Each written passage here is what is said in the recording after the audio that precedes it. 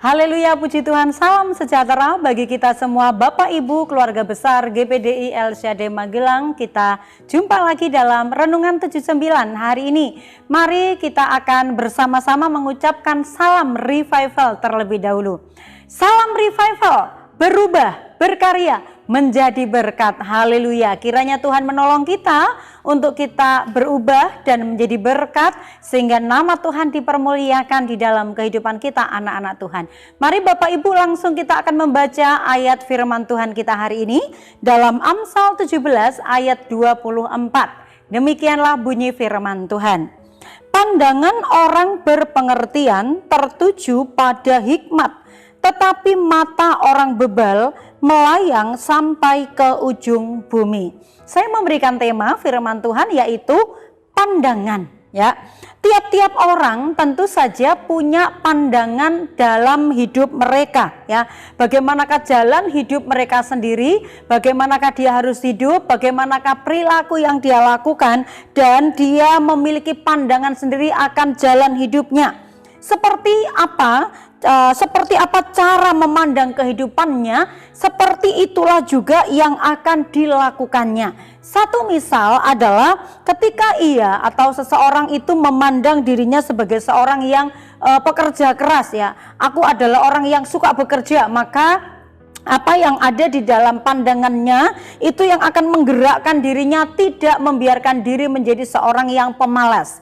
Kalau seseorang itu memandang dirinya itu keras kepala, ya aku memang seperti ini, aku tidak bisa diubah oleh siapapun, tidak akan berubah, maka seperti itulah dia menjalani hidupnya. Dia tidak akan pernah mengubah hidupnya untuk menjadi lebih baik, ya.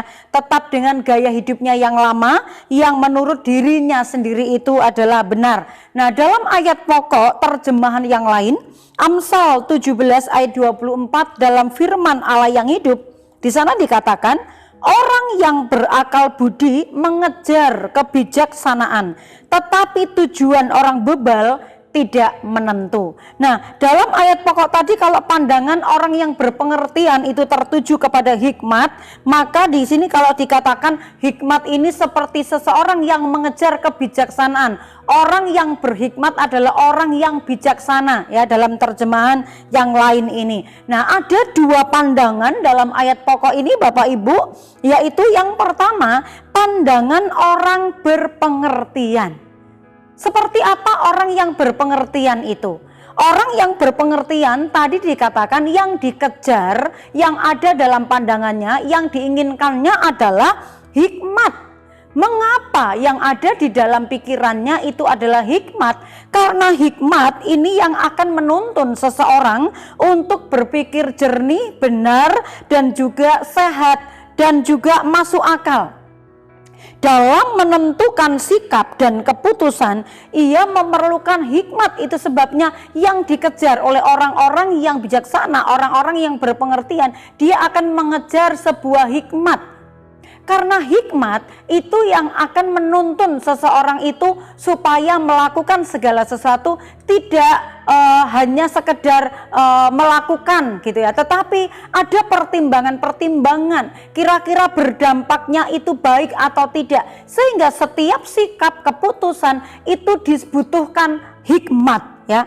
Itu sebabnya dikatakan pandangan orang berpengertian itu tertujunya kepada hikmat. Jadi seperti apa? Memikirkan yang baik, perlu kebijaksanaan, ya. Hikmat adalah orang yang bijaksana, ya. Yang biasa atau hal-hal yang kita anggap itu mungkin sulit, itu mungkin memiliki banyak tantangan, rintangan ketika kita melakukan atau mengambil sebuah keputusan. Itu sebabnya untuk mengambil sikap atau keputusan dibutuhkan hikmat. Ya, orang yang berhikmat adalah orang yang bijaksana. Nah, itu sebabnya contoh di dalam Alkitab, Salomo, ya. Salomo ketika dia dilantik menjadi raja menggantikan Daud ayahnya, maka pada waktu dia tidur, kemudian Tuhan menampakkan diri kepadanya, apakah yang engkau inginkan untuk aku perbuat, kata Tuhan.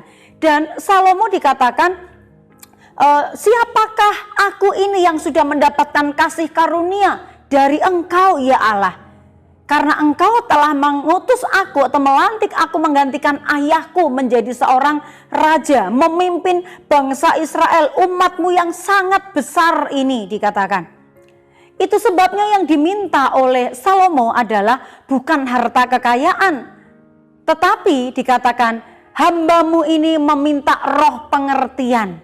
Ya, ini adalah hikmat. Itu sebabnya kalau kita membaca ya dalam 1 Raja-Raja pasal 3 ayat 11 sampai 12, jadi berfirmanlah Allah kepadanya, oleh karena engkau telah meminta hal yang demikian dan tidak meminta umur panjang atau kekayaan atau nyawa musuhmu, melainkan pengertian untuk memutuskan hukum, maka sesungguhnya aku melakukan sesuai dengan permintaanmu itu.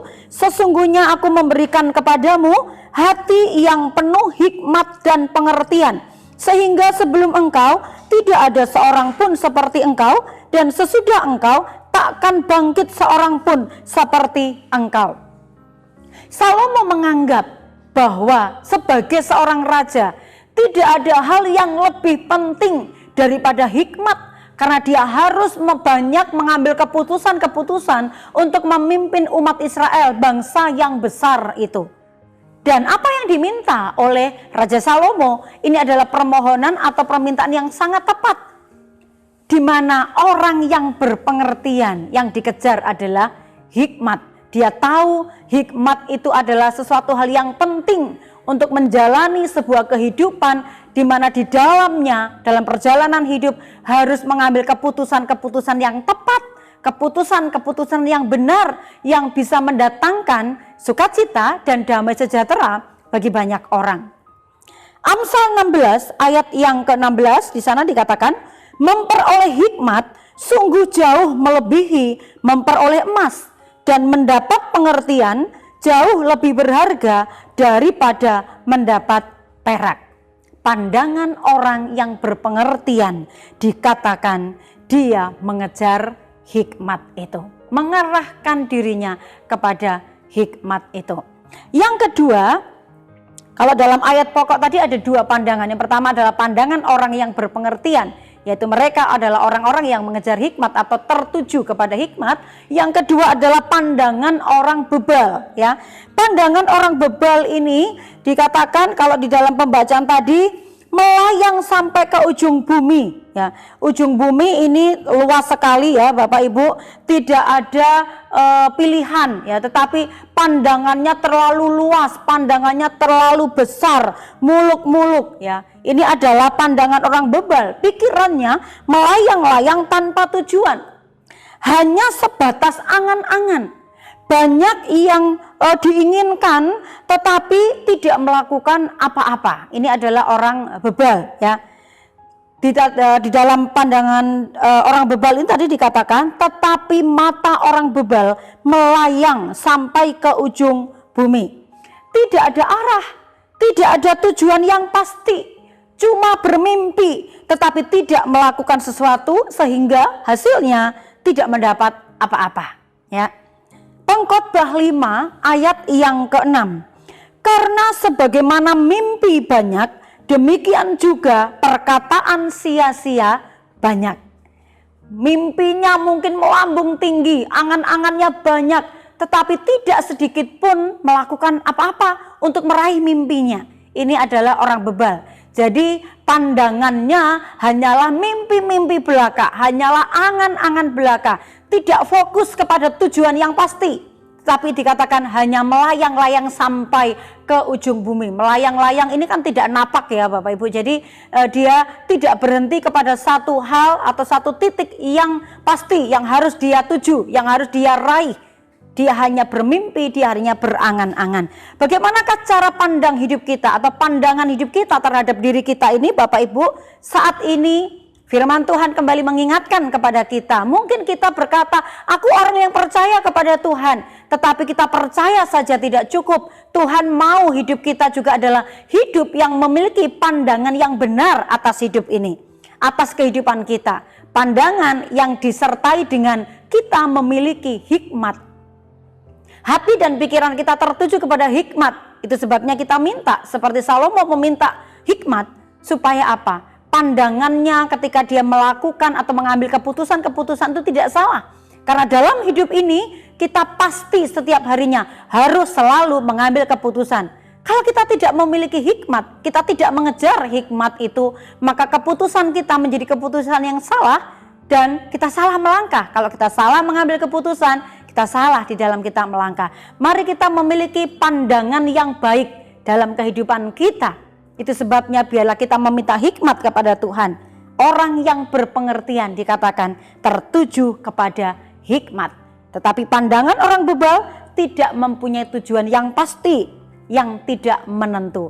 Mari kita terus mengingat bahwa firman Tuhan ini mengingatkan kita, memotivasi dan mendorong kita Bapak Ibu untuk kita memiliki pandangan yang benar atas hidup kita.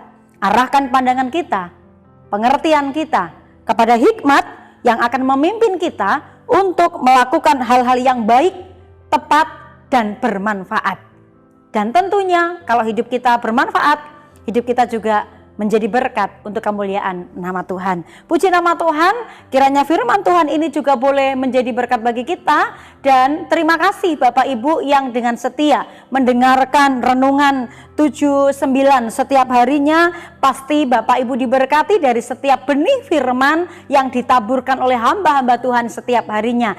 Dan apabila Bapak Ibu diberkati, kemudian Bapak Ibu ingin menyampaikan sebuah kesaksian kepada jemaat atau keluarga besar GPDI El Shaddai, atau Bapak Ibu ingin menyampaikan pokok-pokok doa tertentu secara spesifik, Bapak Ibu dapat menyalurkannya melalui chat WhatsApp 0813 274 20088. Mari bertumbuh bersama, saling mendoakan, saling mendukung, saling membagikan pengalaman bersama dengan Tuhan, sehingga kita bertumbuh bersama-sama, hidup kita mempermuliakan nama Tuhan. Mari kita terima firman Tuhan ini, kita tundukkan kepala, kita berdoa.